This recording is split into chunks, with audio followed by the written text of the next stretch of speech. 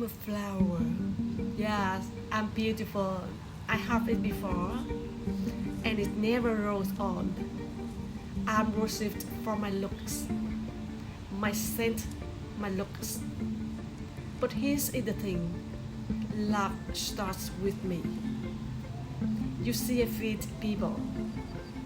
Every fruit comes from me. Every potato, me. Every kernel of corn, me. Every grain of rice, me. Me. I know, but it's true. And sometimes I feel their souls. I'm the worst when they have none. I say I love you without a sound. I'm sorry without a voice.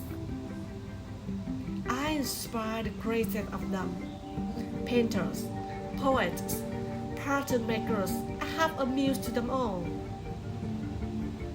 But in my experience, people underestimate the power of a pretty little flower.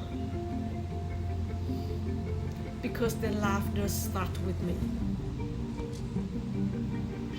And it could end without me.